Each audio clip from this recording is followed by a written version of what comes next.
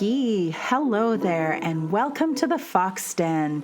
Nistu anagok biksipidaki. I am Andrea Truejoy Fox, your host for Talks with a Fox. I'm happy you have joined me on this colorful adventure of self-discovery and lifelong learning.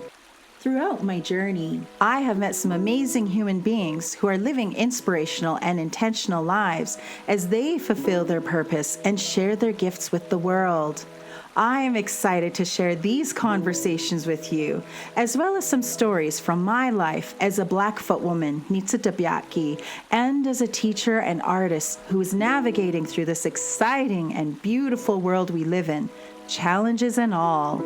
So grab a tea or coffee and get ready to feel inspired as you reflect on your own exciting journey and your connection to the world. We are in this together, and there is so much for us to learn and share. Let's do this. I just want to thank you for following this wonderful journey and for connecting with Talks with a Fox on all of our social media and liking and commenting on our page. Taking care of my body is very important to me so I can continue to enjoy the health benefits of a physically active lifestyle. That's why I believe in products that help with post-workout recovery and cognitive function. Everyday Natural Products is a Washington homegrown brand that formulates everything themselves, from a wide variety of vitamin and nutritional supplements and ingredients, all healthy for humans and pets.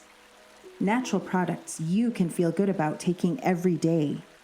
Please visit www.empstore.com and be sure to use TWAF as a discount code for your health and wellness products today, so you too can enjoy the health benefits of Everyday Natural Products. Okay, idamik sutigek sistiko. I am Andrea Truejoy Fox, and I am your host for Talks with the Fox podcast. And I am just super thrilled to have the guests that we are going to share our wonderful, heartwarming conversation with all of our listeners today. I'm so excited to introduce Aspen Matis, who is a critically acclaimed author. I am a super fan of her work, and I can't wait to read her next literary genius work that she has coming up for us. But today we get to talk about these two amazing works and how they are so beautifully intertwined into the powerful and very healing story that Aspen is sharing with the world. Welcome, Aspen. How are you? Good. Thank you so much for having me, Andrea. I'm really excited to get to talk today. Yes, thank you. I first of all have to say that I had been a fan of yours since I read your first book, Girl in the Woods. Can you, for our listeners who are going to become newly acquainted with your book, can you tell us a little bit about your story? Of course, without telling them everything, because I just might do that myself. So Girl in the Woods is a memoir about, um, really, it's about a um, an adventure I took in the aftermath of a trauma, and it begins with the story of on my second day of my freshman year of college, before classes had begun, like before I'd removed my colorful construction paper name tag from my dorm room door, um, I was raped by another freshman in my dorm room, and I reported the assault to the college, and um, I testified, and he testified, and the mediator, as if a rape could be mediated, like a playground fight between kids or something like that. The mediator found him to be innocent, and and then, for reasons that were never made clear to me, that I still don't know actually, he was moved from the other big dormitory across campus into my dorm, the floor above me. So I would see him all the time, like in the elevator, and I felt unsafe and I felt unheard, and I realized that my school was not going to help me, and I had to help myself and I had to leave this place. And I decided that I was going to physically, literally reclaim my body and my agency by backpacking from Mexico to Canada through California and Oregon and Washington State on a continuous wilderness footpath called the Pacific Crest Trail. So I was going to walk 2,650 miles in the wilderness alone, and that's what I did. And so Girl in the Woods is the story of that trauma and its aftermath and the adventure that really um, redirected the course of my life. It is such a powerful story, and I want to say that my heart goes out to you, and I'm sorry to hear of the trauma that you experienced in college. And I know it's so incredibly brave of you to come forward and not only confront the person that raped you, but also to tell your story.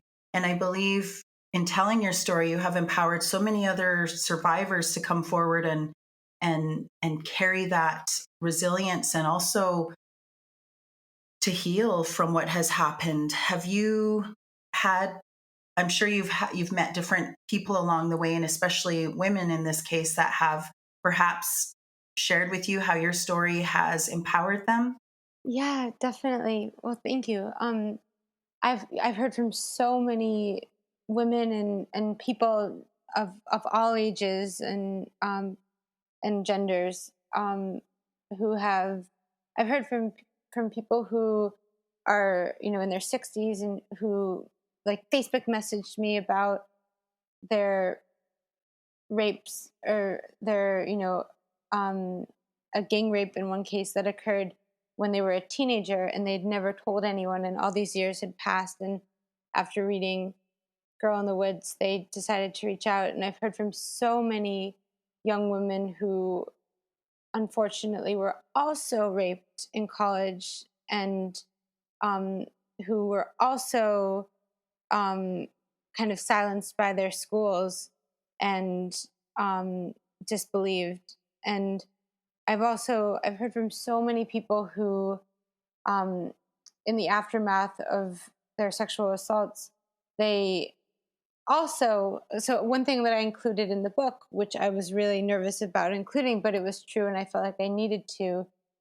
because I felt so much guilt and shame around it, was that um, after I asked the boy if he would please sleep over. In fact, I like begged him to stay, and he said no. And he told me I was effing crazy to ask for that because he knew what he had done, and he didn't. He left, but I thought like, oh, I must be crazy to ask someone who had just violated me to stay with me. And I thought I must be the only person on the planet who had ever done this. And it must mean that there was something wrong with me or something like that when I was 18 at the time. But I wrote about it and I included it. And then after the book came out, I heard from so many people who also asked their rapist to sleep over, or who wrote their rapist love songs, or who tutored their rapist in chemistry voluntarily. And it turned out that this was actually an extremely common reaction um, because you're almost trying to retroactively correct it, like, and to alleviate the crime as if you could, and but it doesn't mean, of course, what I thought it meant then, that there was something wrong with me or I was crazy. In fact, it was a really healthy and common reaction in the aftermath of something so unthinkable happening. And I, it was only after I wrote about it that I learned how common it was and how much shame so many women carry for something that doesn't mean that they're crazy at all.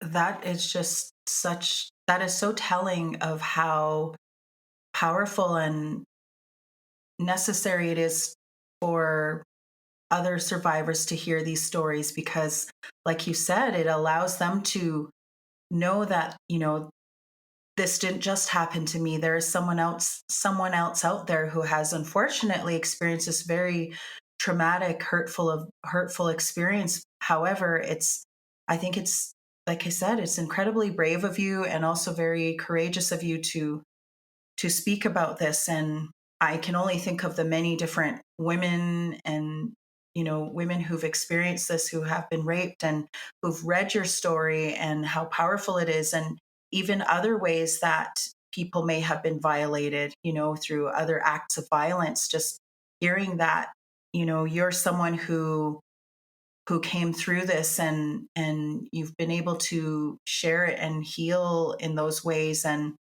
um my heart goes out to you, Aspen.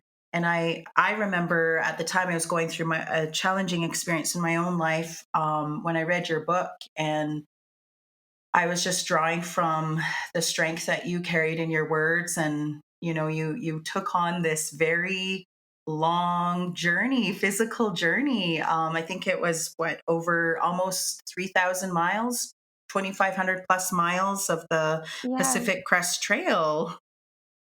Had you ever, you know, did you ever anticipate, prior to this unfortunate event that happened to you, because that's when shortly after went on the Pacific Crest Trail, had it ever crossed your mind prior that was something you wanted to do, or was this something that came out of this specific event that impacted your life? Well, yeah. So, ever since I was little, I'd go on backpacking trips with my family, and I loved it. I really did. I felt like my family was like this little wild tribe in the summers when we would go hiking and sleep in a tent, and my dad would catch fish, and my mom would fry the fish, and we'd see the constellations, and my dad would tell stories, and I just I had such happy memories associated with going backpacking, and I almost saw the Pacific Crest Trail as a path back to that innocence lost in a way. But in terms of the Pacific Crest Trail itself, this like mammoth footpath that was just so much bigger than anything I could have comprehended when before I started. I'd heard about it first the summer I was 14, and I actually didn't believe it. A boy told me about it, and I thought he must be lying. There couldn't possibly be a trail that was that long, or I would have heard about it. But it turned out that he wasn't lying, and I heard about it again and again through the years from different people, and I kind of came to the conclusion that I'm going to do that someday. But I thought it would be like, like when I retired, or, like if I ever like lost my job or something like that. And it was always kind of like a faraway notion that was very romantic in my mind. And I didn't think it would be when I was 19 years old. But after my school didn't believe me and I was just so depressed, it just kind of felt worth it to me to do this thing I had wanted to do for so long. And I just stopped caring what figures of authority in my life were telling me I was supposed to be doing. And I was like, you know what? I need to stop listening to the voices outside and start listening to my intuition and trusting myself and doing what I know I need to do. That's amazing. I mean, that in itself is such a brave act, to go out there and go somewhere where you have never been and alone. I I know, just thinking about, when you go through such a traumatic experience, and then someone else might say, well, okay, you went out somewhere all by yourself, and yet this place was provided a lot of healing for you, and you met different people along the path. Um, it it just gives me lots of ideas of how, when people connect with nature, when they're going through challenges in life and just in general, I think like nature is so healing. When I am teaching, teaching can be a very challenging place to be sometimes. You're working constantly with different people throughout the day, and it can just wear you down. And at the time I discovered your book, I started to coach cross country running, and I found myself spending even more time outdoors. And I would go home and read your book after a long day of teaching, and then I would go outside and I'd go running. And so your book really inspired me in those ways. And I can think of how I can only imagine how you must have felt once you took those first steps on the trail. I think it was your dad that dropped you off. Is that right, at the US and Mexican Yeah, border? that's right. That's right. So how was he feeling, I guess, in the eyes of a parent, to bring his daughter, she's going all by herself and she's going to trek all these miles alone. Did he have any words with you that, just kind of words of advice or? Yeah, well, I think, well, in truth, I think he must have been very nervous because, he loves me, and how could he not be, like, dropping your daughter off at the southern edge of the Sonoran Desert, like, with some water bottles and some food. But like, both my parents were um, really supportive of the hike in a way that I'm just so grateful for now, because if they had resisted it and prevented it, I wouldn't have taken it. And it's it really was what I needed. And you know, you mentioned, like, after a trauma, you might think that the thing to do would be to do things that are very, very safe and not take Mhm. risks and protect yourself, preemptively. Um, but I don't think that that's really the way to heal, and it's not really sustainable or like a very inspiring way to live out the rest of your life. Like, I think for me, I really needed, so it's funny because I, in my mind, I was going to be leaving the fraternity culture of college, and leaving, getting away from boys and being alone. And that was really what I wanted. And that, to some degree is what happened. But on another level, the Pacific Crest Trail, the year I hiked it, about 400 people attempted it, and most started off at the Mexican border around when I did, because there's a pretty specific weather window. So you have to start like in April and finish in September.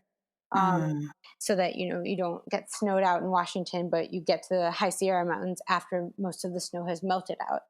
And so basically, the Pacific Crest Trail um, is one of the few places on the planet where, when I thought I was leaving boys and college and that atmosphere, I was going, in fact, to like one of the few places where men multiply and women divide, and there are about 9 or 10 men who hike the trail for every one woman. So it was actually a very specific kind of immersion therapy, where I was like, in the wilderness and occasionally alone with different men I barely knew. And again and again and again, they showed me that they respected me, and that and that I was safe. And like, I kind of through, it sounds so obvious, but like, through this experience, I learned that rape isn't normal, and that I didn't have to just hide in my room for the rest of my life. And that I was, capable of making my boundaries clear, and still having an exciting, empowered existence where I wasn't just, uh, living my life in bed. Yes, I mean, that is so incredible the way you approached it, because unfortunately for others, it paralyzes them, in to, like you said, hide behind closed safe doors, if you will. But that in itself can prevent the healing from taking place. And you did such a wonderful job of just getting out there and taking these risks that really brought you full circle. I mean, you talk about in your book how you actually ended up getting invited back to the college that you left because of that Yeah. experience, and how they unfortunately handled it. Did you feel that was full circle for you to come back and tell your story and to be acknowledged that way, as a person who survived, but also as a former student? Yeah, it was a very interesting um and I think important experience for me. So yeah, Colorado College later, right before Girl in the Woods came out, invited me back to speak publicly to current students about the rape they had denied happened when I was a student. And it was very strange, and I wasn't sure at first if I should accept this invitation and if I should go, or because it was going to be very uncomfortable, or if I shouldn't. But I decided to, and I'm so glad that I did because um, it was. I mean, it was a little bit funny the ways that they misrepresented my story. Like one thing was they called me a Colorado College alumna, as if I were like a successful graduate of this college, instead of a, a freshman who had been raped there and dropped out.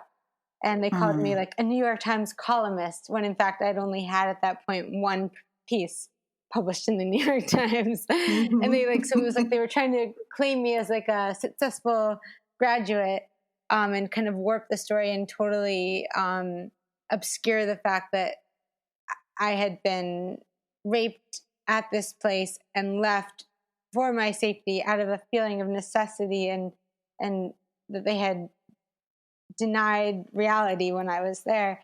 But I got to say all that there, which was to an audience, and that was really healing. And it was very also um, special to get to speak with current students who um, were living in the place where I had been then. And I think afterwards, I remember a girl reached out to me, who said that she had also been raped at Colorado College, and she hadn't told anyone, and but now she would, because after hearing me speak, and that made it all worth it, definitely. Yeah, that's really interesting. I mean, how their narrative came out, and I'm really happy that you were able to tell your story and reclaim that part of your history and going back to the very place. I don't know if anyone can do that. That is such a brave act in itself, to return to a place where you experience something really traumatic. I love in your book when you're talking about this part of the book where you do describe, and you're referring to your Q&A with the audience, and then you had mentioned, or if I can quote you, the way to self love and admiration is to behave like someone whom you love and admire. I felt the potential of this euphoric insight. I just love that line, those two lines right there. Thank Those are you. such, yeah, they're so heart filled and very nurturing. And I think just in general, as women and as human beings, we forget to practice that self love or have that self love and compassion. But I feel now more and more, as everyone starts to explore what wellness looks like and healing looks like, it really does come from that place of self love. And you really beautifully describe it throughout both of your books, which I loved reading them. I had to read them twice because they're very, they had different impacts on me in different ways. And then you talk about your grandmother was there. How amazing is that? You said at the time she was 91. Yeah, that was Which amazing. That was such a surprise. Yeah, she was just there in the audience. I love it. And then you said that she said, you quoted her as, I want everyone to know my granddaughter is also a great artist. That is beautiful. And also, it is a reminder that, while these unfortunate events, happen to us as people, or in this case, as women, we are also these other things. And through your gift of writing and storytelling, you have been able to exemplify that. And as a result, like I said earlier, empower others. And through that, the healing that takes place. Did you always know that you wanted to write books? Is that something that, as a child, you had dreamt about, or is it just something that started to come to life through your experiences, before college and leading up to college? Yeah, so I actually, ever since I was like very little, probably like 7 or 8, or actually, no, even before I could write physically, I would dictate these stories to my mom, like just make believe stories about like anthropomorphic animals having adventures in the woods and things like that. And she would she would write them down or type them up for me, and I would call them books. Like I would say, I'm writing my books. And um, and I think I always did like dream of being a writer, but definitely a novelist. I never thought I would be a memoirist. It wasn't something that was in my awareness at all when I was growing up. But um, yeah, I've always loved um, I've loved translating emotion and also um, like nature and like the quality of the light like into words so that I don't forget. Like I remember when I would take hikes with um my parents when I was little, I would have a notebook and I would just write down um descriptions of, every specific detail and color that I didn't want to forget, because language was always my favorite medium for capturing things and remembering.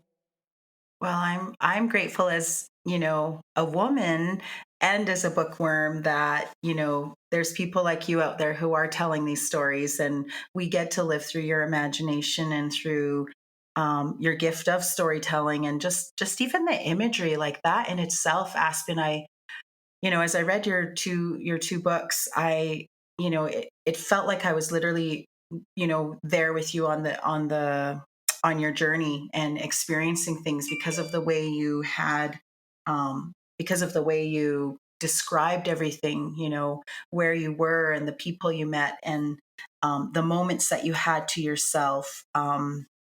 Just you are such a powerful storyteller. I want to tell you that. And Thank you.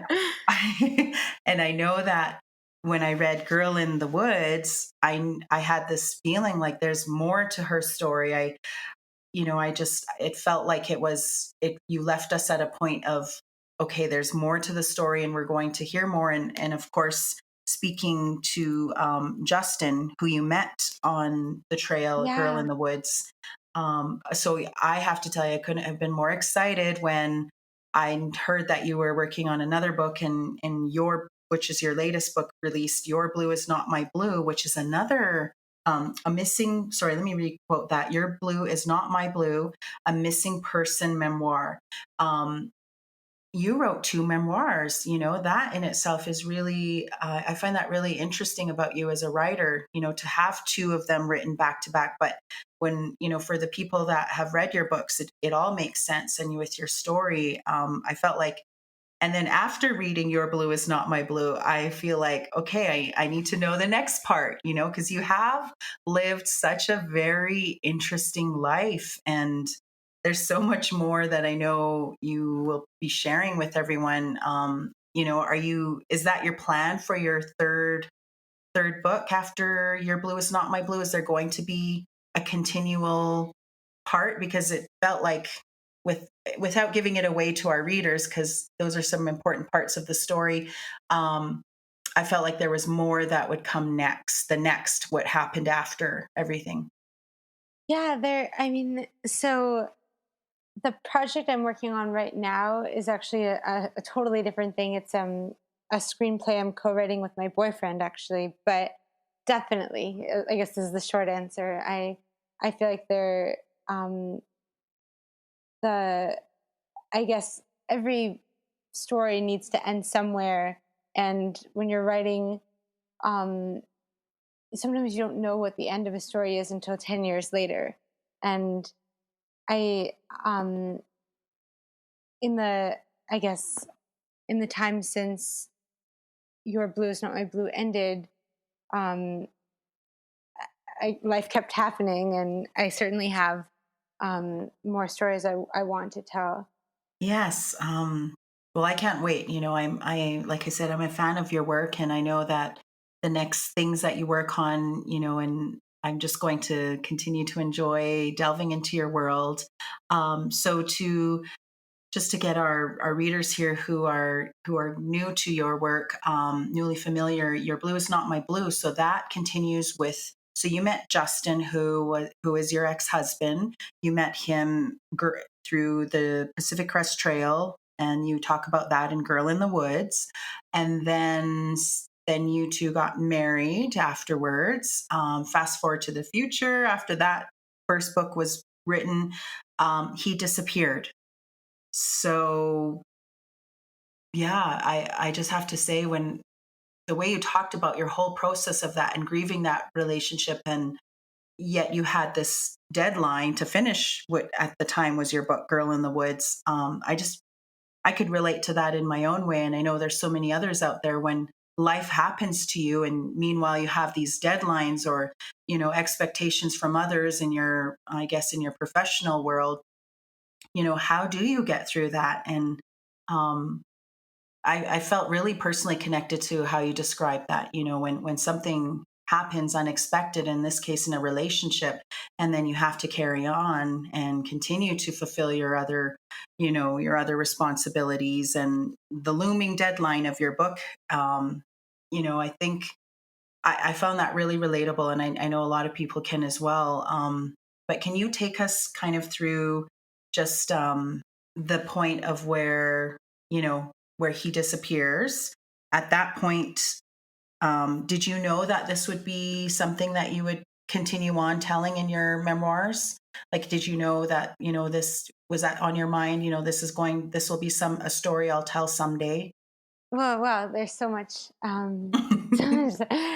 But yeah, so I mean, I didn't know when it was happening, how, of course, everything would unfold, or that, I didn't know that he would disappear, or that, or where he was, or I think I was very preoccupied with the, like, you know, the who, what, when, where, how, why kind of stuff, and not thinking so much about trying to um, turn the story into art of any kind right when it was happening. But then, um, after about a year, I think I started working on an essay about it, which was called Missing Person.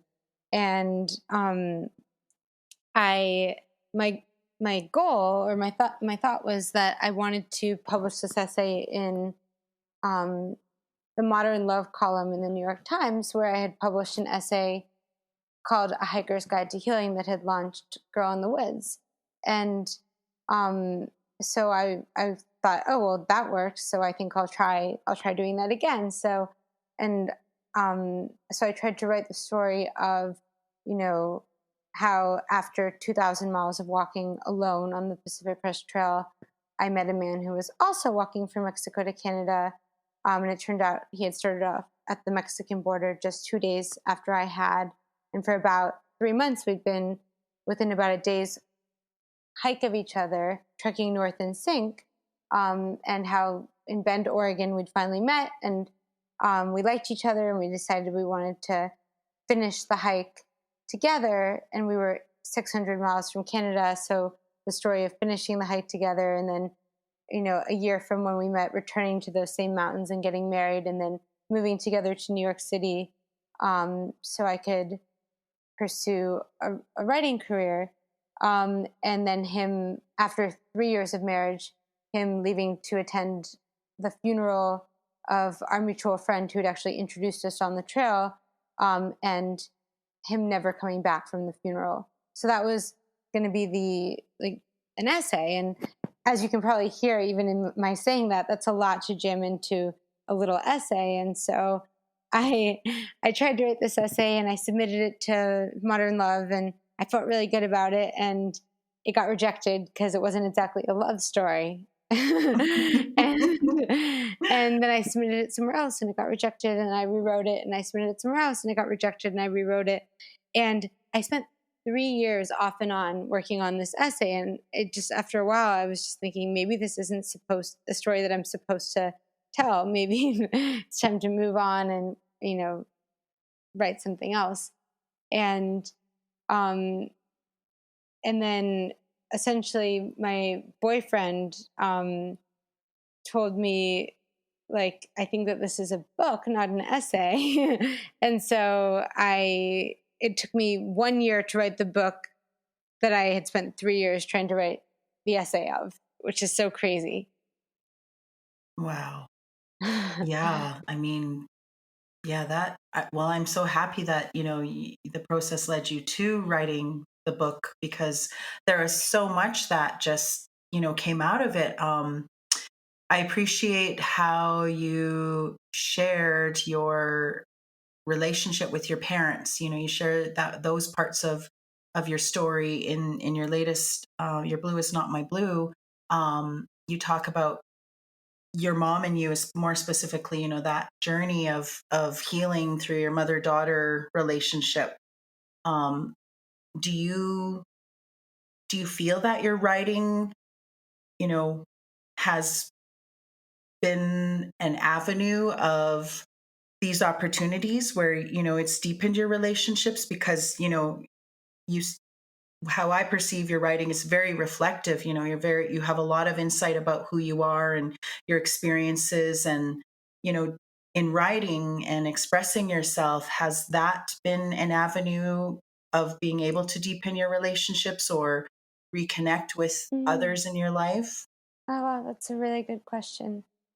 I think so. I think, well, Girl in the Woods um, probably cracked open my relationship with my mom, and really exposed and brought to light to her so many, like, you know maybe resentments I had toward her that were probably very immature, but also um you know kind of like the adolescent experience of trying to break free from attachment to or enmeshment with a parent who loves you a lot. Like, um both my parents were, I mean, very loving, and I think it was hard and painful for her to read my experience um of certain things that she felt like she was, being supportive and only, acting out of love. And I think so that book, in some ways, I think, brought us farther apart at first, but then it kind of created an opening in which to really see what was there and talk about things we'd never discussed. And I think um I really, like, I see Your Blue Is Not My Blue as a love letter to her and to both my parents. And I think in the process of writing Your Blue Is Not My Blue, I I rediscovered um, a certain innocent love for my mom that, that teenagehood and early 20s had sort of obscured. And I think I think it's kind of like what Joan Didion says, like, I write to find out what I'm thinking. And I think in the process of writing Your Blue Is Not My Blue, I really rediscovered how special my mom is and how extraordinary she is in her own quirky, very specific way, Well, I just want to say that I was rooting for you and your relationship with your mom and your parents. And, from the first book, I can understand how that would create some, you're basically, placing a mirror on your family, and in the sense of, where everyone's looking and reflecting on, okay, what's going on with us as a family? Because as we know, there is no such, my mom always says, there's no such thing as a perfect family. And, Mm. sometimes you have to address things that aren't always comfortable, or, look at some areas where healing needs to take place. And um, I was, and then when you talked more about your relationship with your parents in Your Blue Is Not My Blue, I was, as a reader, I was just rooting for you and thinking, wow, this, I think this is going where she's writing it to go. There, it sounds like, her relationship with her parents, there's healing that's happening, and especially with her mom. And the time you spent when you were writing, you went out to visit them, you spent time with them. that reconnection with your mom and dad. I found that to be that part in the story just really stuck out to me. And um, having that part of family, relationship to family in your story, I think that's also another important part. And, we all have different ways that we connect with our families, and there's all sorts of, um, discomfort sometimes, or things that families go through. And I really appreciate that you were able to share that with us as your readers. And I'm happy for you that you did have some healing happen with your parents, your relationship, especially your mom. And I really enjoyed how you describe your relationship with your dad as well. I'm also really close to my dad too, and that we have our conversations, or we go to town together when I go visit them, and we kind of do our thing. And I could relate to that, and it made me just appreciate you giving your readers more insight into who you are as a person. So as we're reading your stories, yes, you are a writer, but you're humanizing yourself in your stories. And I love that. And that's why I think your work is so relatable. And that's why people are able to really take different parts away and connect with it on their own level, and then also feel inspired, and also know that, yeah, these imperfections that we have as human beings, or these challenges that we go through, there is always a way through it. And that's what your work does, Aspen. It really, while you're talking about the challenges, you're also allowing your readers to feel that, we can come through these hardships that we experience. And that's probably also why I really appreciate your work. I'm an Indigenous woman, and in my communities there is lots of hardship and challenges that we face, and Indigenous women too. And so I was able to draw from that as well, that resilience that, yes, life can throw us some curveballs, and we can go through some trauma. We have trauma that we experience, but we also can come through it, and we can not only survive through it, but we can thrive through it. And I see that in your work. Yes, you are a survivor of, sexual assault. However, you're a woman who is thriving, and you're able to turn it into a way where you can empower not only yourself, but you've been empowering others. So I wanted to share that with you, Aspen. Thank you for sharing your gift of words with the world, because it really is changing lives, and especially speaking to women.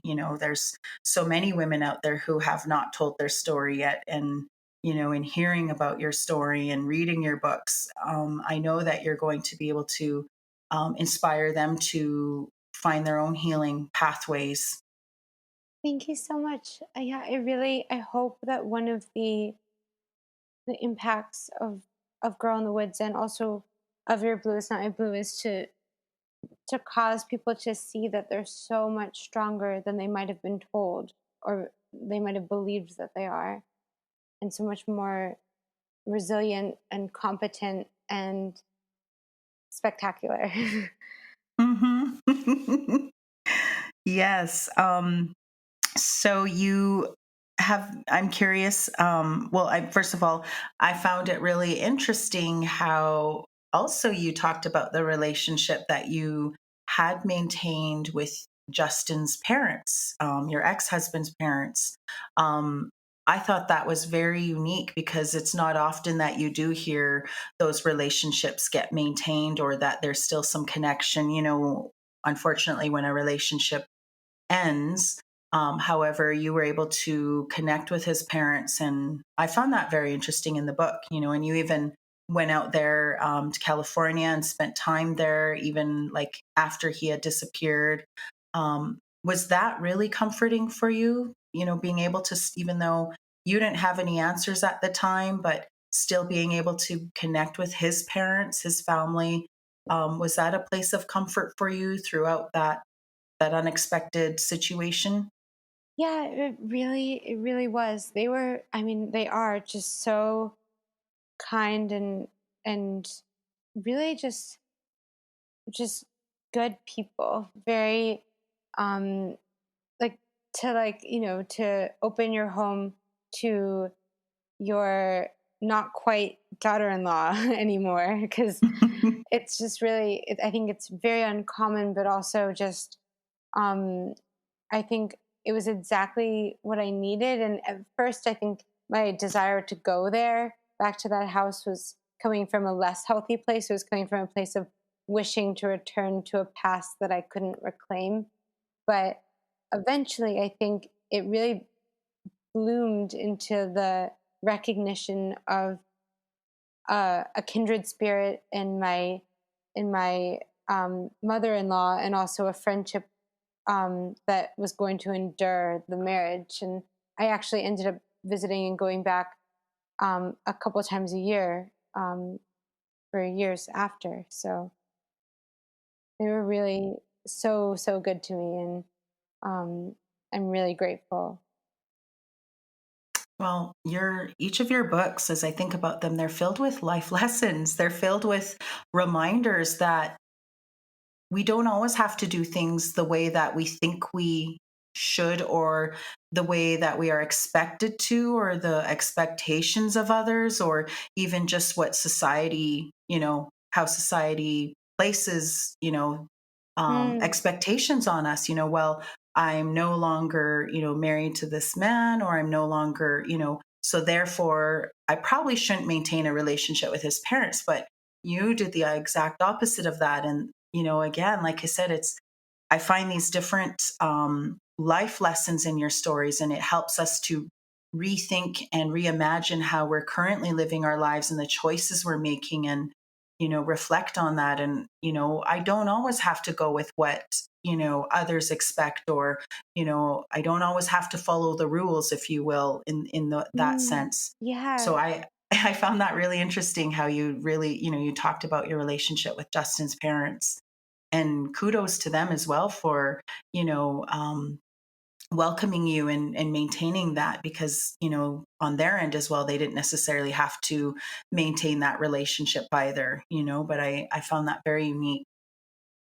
Thank you. Yeah, I feel like a lot of the expectations society imparts on us are so constrictive and really just limiting. And like the idea, like the notion that you can't be friends with your ex in laws, who I call my outlaws in the book. Like, I think it's just like, it's kind of silly. They're people and you're a person. And, you know, if, if there's love there, it's kind of, it seems like such a waste to ignore it and stamp it out.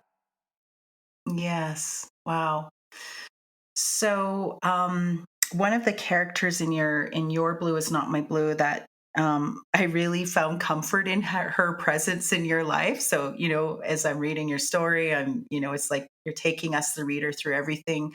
Was the ballerina? Yay. Me I too. yeah, I had such a warm sentiment to her, and just her presence. Like, it was very, I can only imagine who she is in person, and how that felt for you to have that friendship in your life, and especially at the time, you were going through, wondering where Justin was, and um things weren't, you didn't have answers that you needed. To have someone like that is really a gift, when we think about the people in our lives, that some, timing, they come into our life at a time when, especially when we're going through something challenging, and there's comfort in people, and there's something very magical about them. And that's what I found from the ballerina. I really, her character, and the way you described her, and you really brought her to life, to us readers who don't know her personally like you do. Thank you. Yeah, I think like the the fact that like her path and my path crossed that day was such a miracle, because the the influence that we had on each other's like life trajectories was so critical and so extreme. Like I cannot imagine how that year would have looked and how my life would have gone had I not met her at 2 o'clock in the morning at Cafe Reggio. And the way that we met even was just like, she was having a conversation about how she was going to be leaving New York, how it just wasn't. she had come here to be an artist, and it just wasn't happening yet for her, and she was gonna go back home and figure out what was next. And I was eavesdropping on a conversation that she was having with a friend, and they were behind me, so I couldn't see them. And I just totally butted in, and I was like, "Don't leave New York!"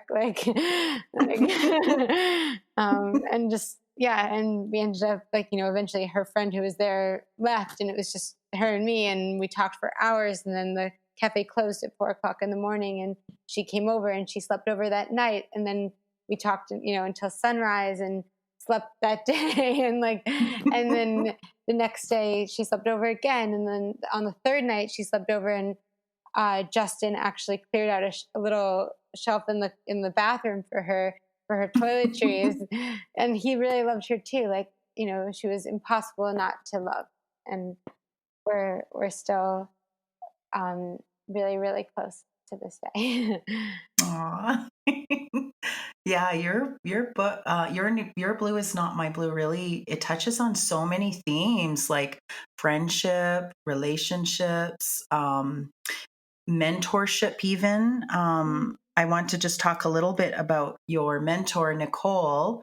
I found that such a I don't know. I was so intrigued with your relationship with her. How she was your professor, but she was also your mentor, and also it sounded like she was family to you because of the way the way you described how she was just very upfront with you and very she didn't dance around things with you. It was Yeah.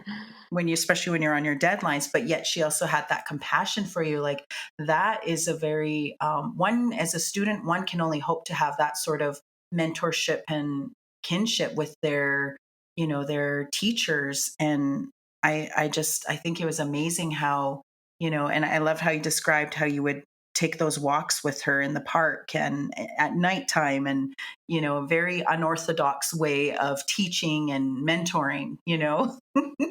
Yeah, I mean, honestly, again, like the ballerina, I don't know what I would have done if I hadn't ended up in that class. And it was just so fortuitous as well. I had wanted to take a fiction class, but it was full, so I signed up for. I didn't want to go to the back of the registration line, so I flipped through and picked the class, and it worked out really well. And yeah, I think there's something so like I don't know, so rare and beautiful about a professor who actually cares about the lives of their students, and the success of their students. And she really wanted every student in her class to break into a big publication like the New York Times, get published, you know, have good things happen for them that wouldn't have happened had they not taken her class. And she got a vicarious thrill, and just a vicarious happiness from her students' happiness. And um, yeah, I'm so lucky that she's in New York, and doing what she's doing, and also that I'm so lucky that she believed in me, um, and influenced me in the ways that she did, because she also just didn't she didn't BS. Like, she told me when she thought I was making a big mistake, or when she thought I was playing victim, or when she thought, or when she could see that I was doing something that was not going to end well. Yeah, I think if everybody can have a Nicole like that in their life, that's a gift too, to have, that's what a mentor is. There's someone who is honest with you, and they don't, you know, airbrush over things. They let you see the things that make us uncomfortable. But as a teacher myself, that's how I feel like we grow when we're uncomfortable, and we grow when we come through things. And and when we have people around us who can be honest with us, and you might call it tough love, but I think that's also really necessary to have in a mentor. And as I went through your acknowledgments in your book, that's a part that I always really enjoy reading, especially after a book that I loved and I couldn't put down, like yours. I love to read the acknowledgments because I like to know.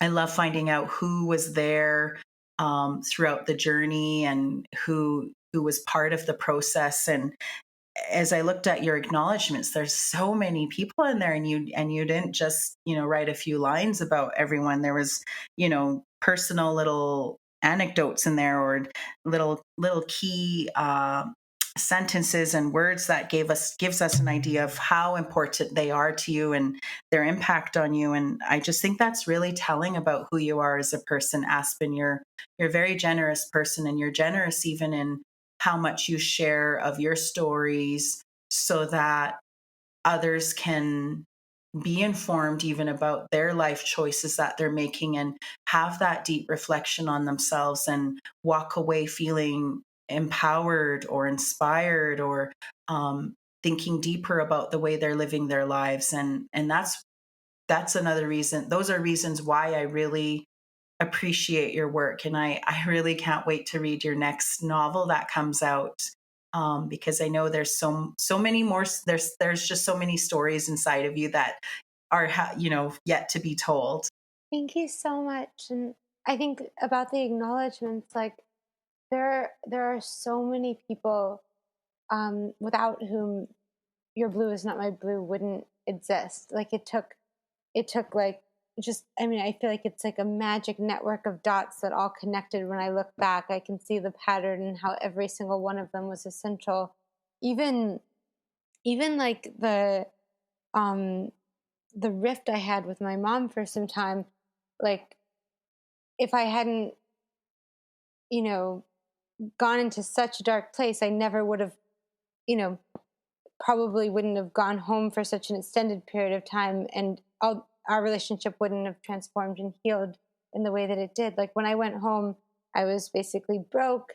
I was on deadline to write a book about falling in love with my ex-husband, on deadline for my first book, which was a memoir, so I couldn't change anything or make it up.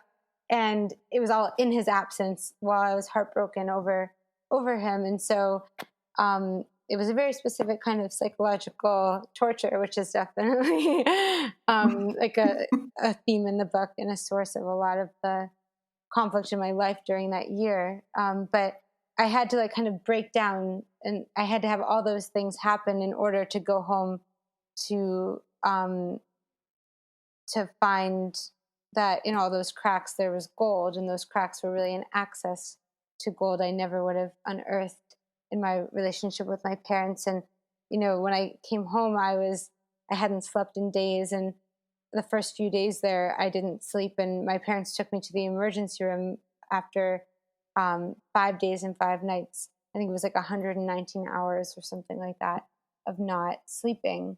And I was so cracked open that I was able to um like kind of almost reset my, you know, the tone of my relationship with my mom after that, after I'd finally had a good night's sleep.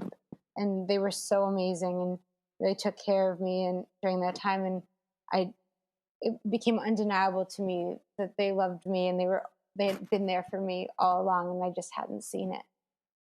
Wow, yeah, that I really appreciated that part of your story. I mean, there's the different pieces there, but yeah, the family part was really touched my heart, and I found it comforting for you. And wow, I remember thinking about the sleep because, in doing my graduate studies, I pulled a few 24 hours, but nothing like going that many days without sleep. I just imagined how tired you were. But I think it's almost telling that, it symbolizes that sometimes, yes, we have to get to that place of exhaustion, whether it's mental, emotional, physical, or spiritual exhaustion, to reach another place inside of ourselves, and even to maybe give ourselves permission to lean on others. Yeah. And that's what I took away from you describing those days, the time that you spent with your parents when you went home. And the word that I think of when I think of your work here, as we're conversing and as I'm reflecting on your stories, is humility. There's a lot of humility in your stories. Aspen, you write from a place of humility. And I believe that's why you reach so many people, because you're coming from such an honest place, and there's humility in how you describe, your stories and your journey that you've been on up to this point. And that is really telling about who you are, not only as a writer, but also as a person and as a woman.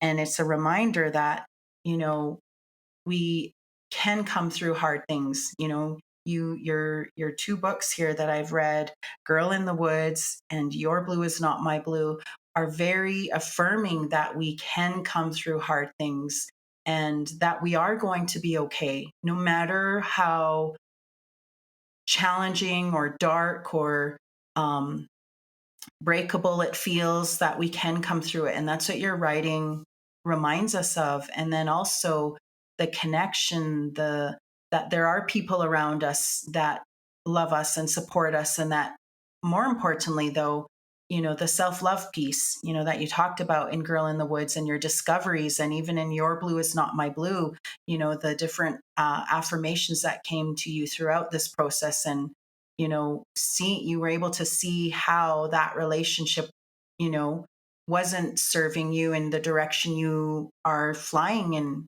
Aspen. And I really appreciate that, because you've touched so many themes in so many ways that remind us of these things. Because, as human beings, we can get so caught up in the, well, this isn't working out, or, this is really hard, or I don't know if I can get through this. But, just reading your book, I'm a firm believer that stories are healing, and that it's important for us to give ourselves time to read stories. That's why books are so important to me, for the love of reading, of course, but also really, I'm always learning something from the stories that I read. And I've become a huge fan of memoirs. That's kind of the genre I've really dug into, is reading about other people's lives, real lives that have happened. So, um, again, thank you for sharing your stories with the world, and empowering and engaging in these conversations, especially with women, because there's a lot of work that still needs to be done on how women are treated in the world, and how women are valued and respected. And I really appreciate that's work that you're doing, that is contributing to the world. It's not just in the world of literary arts, but it's also rippling out to other places in the world, and helping society, reminding society why women are very important and special people. Thank you so much. I mean, I if there's one message I hope people will take away from Your Blue Is Not My Blue, it's that I said before, that um, you're so much more powerful and competent and capable, and than you might believe, or than you think you are. But I think it's also that, I don't know like exactly how to say this, but like there are so many stories we've inherited from our society as women, especially, that create artificial limits, and those limits are only real if you believe that they're real, and if you accept them. And I think they're just, we were talking before about like the idea that you can't be, you can't visit your ex-husband's parents, but I think that there are just um, so many like narratives about what's proper, what's not proper, um, what's safe and what's unsafe. And like I think it's only when we examine those and see which ones really resonate with our souls and with our intuition, and really like access and find a way to listen to our intuition, that we discover what to do and what action to take and what actually feels right for us, not what's like the conventional thing to do. Yes. Wow. That's beautiful. Beautifully put. And I was just as you're talking about that, I'm thinking of when I had the chance to listen to you and um, Deepak Chopra and Kelly Sullivan's conversation. I think that was last month. I really enjoyed it, and getting the different perspectives and the important parts of, what is it we're learning as we're sharing these stories. There's, even in the fictional genres, there's always something to learn and reflect on. And I think that's what writing does. It allows us to reflect on ourselves and our world, and um, sometimes change who we are, or shift us in another direction that is going to continue to help us fulfill our purpose. Um, yeah, I really enjoyed that Zoom conversation that you guys had shared with everyone who was part of it. I wanted to ask questions, but I thought I was going to wait until you and I were able to have our conversation. Well, thank you so much for being there for that. That was a great conversation. It was fun.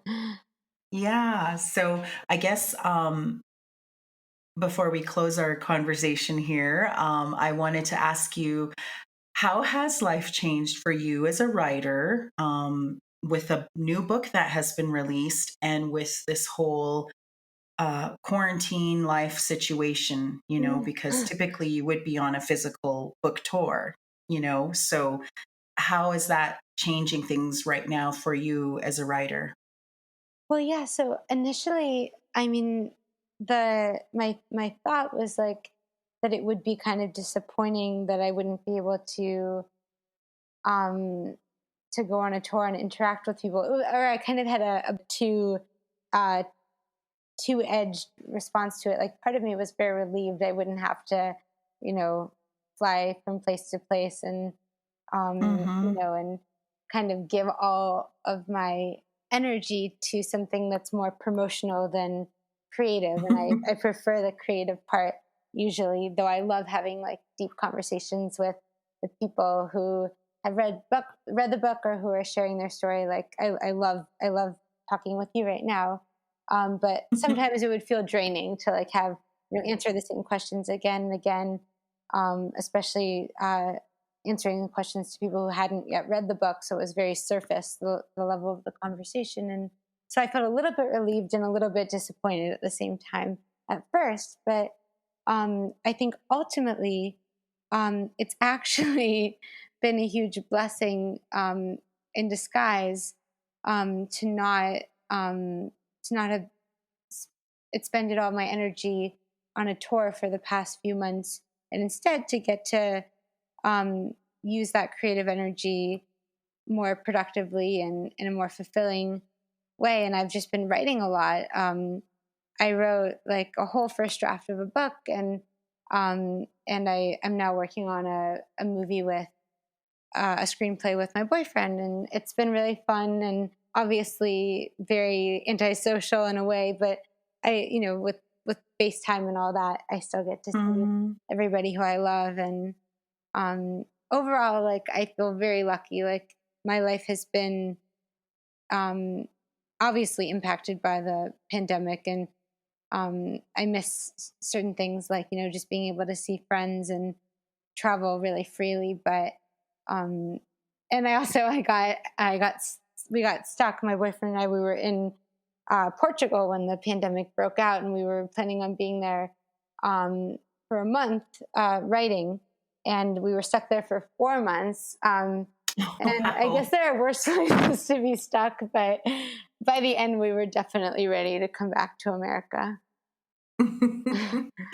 Wow, that's amazing. Another story for one of your, maybe another memoir that you'll write again. Because yeah, you are living such an interesting life, Aspen, and um, I appreciate that though. I can only imagine. Yes, the constant, traveling to different places, and I was reading. I'm not sure. I can't remember who, but I read an actor was supposed to have a movie come out as well. And he was talking about how, that's the one thing he was looking forward to, is not having to do the press tours and, all of the Yeah. screenings. And so, there we go again. We can always look at something that is challenging and you know, trying to see the brighter side of things. So I love doing the final four. I always ask four final questions of my guests, and just ask you to say the first thing that comes to mind or to finish a sentence. And so I'd love to do that with you. Sounds good. Okay. All right. So, what would you tell your younger self if you had an opportunity to have a conversation with her? So, I'm talking Aspen before college. Hmm. I think I would just tell her that if she trusts her intuition and lives true to it and takes actions that are in alignment with her priorities and her values, then everything will work out exactly as it's supposed to, and everything will work out nicely. Mm. Beautiful. So, in short, And be brave. yeah. Yes, be brave. Okay, I love it. If only we could have those conversations with ourselves, or just Yeah. go back in time and say everything's going to be okay. Right. Wow. Okay. All right. So the next question, um, just if you can finish the sentence or give me a word that defines this. Life is, An adventure. love it. So true. Okay. What is something that we can learn from trauma, from your own experiences in life, Aspen? I think from any trauma, there's almost like a um, a portal that's born to a deeper understanding of yourself and a greater depth of compassion that you wouldn't have had access to um, had you not endured that. Wow.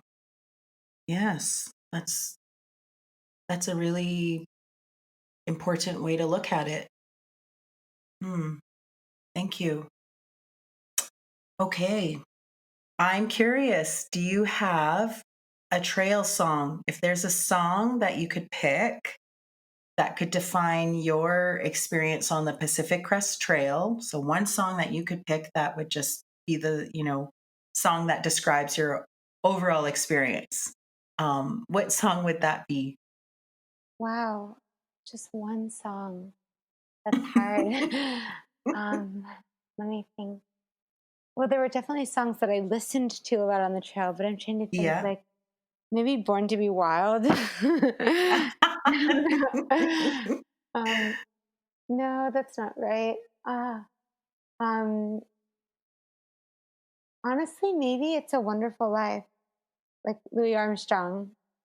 Or Mm, no, What a Wonderful wow. World. Sorry, not It's a Wonderful. Yeah. What's a movie?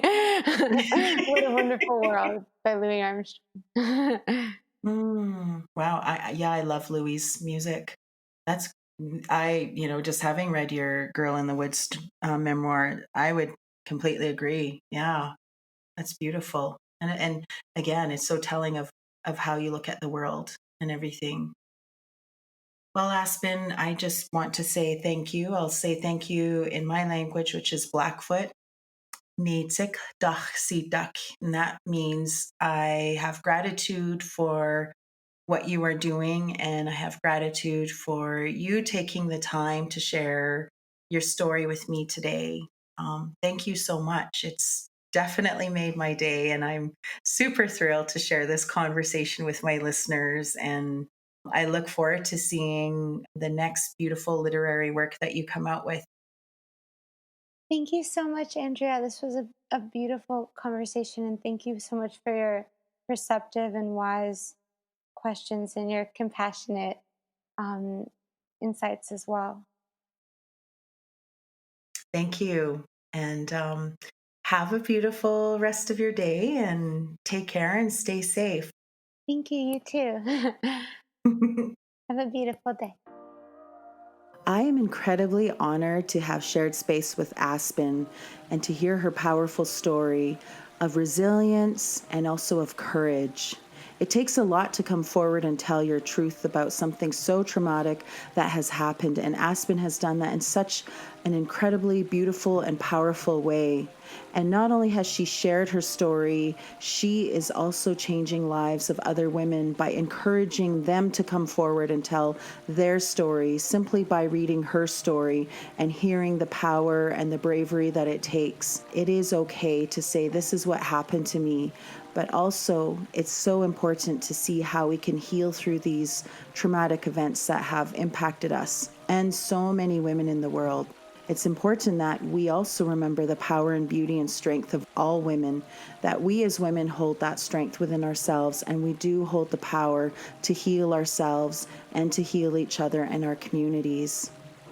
I hope that you feel informed and that you know that it's okay to tell your stories, and that you know there will be people who will love you and support you through telling your truths.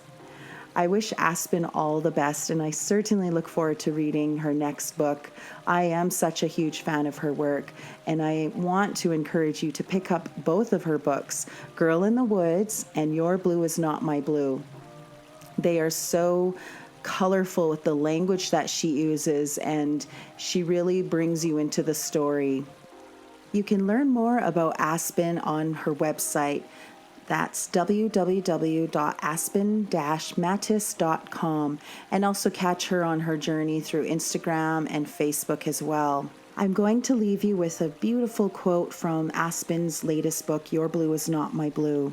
This one really struck a chord with me because it provided me with some deep reflection, and it is certainly a reminder of how important it is for us to remember that we don't know everything, and it's okay that we don't know everything, because there is so much for us to discover and explore and learn in this world. Here's the quote from Aspen. When a mind admits I do not know, that it becomes open to unseen possibility and honest inquiry. It's as if discovery becomes possible only when the fixed channels of one's mind become electric, charged with the untamed energy of wonder. In this way, humility is the necessary precondition for all learning. I just love that. I hope that you have a beautiful and blessed day, and that you can find the power within yourself to heal yourself and to take care of yourself in mind, body, and spirit. And I want to dedicate this episode to all the survivors out there of violence, the women who have come forward and the women who are finding the courage to come forward to tell their stories. Gadakira Matsen.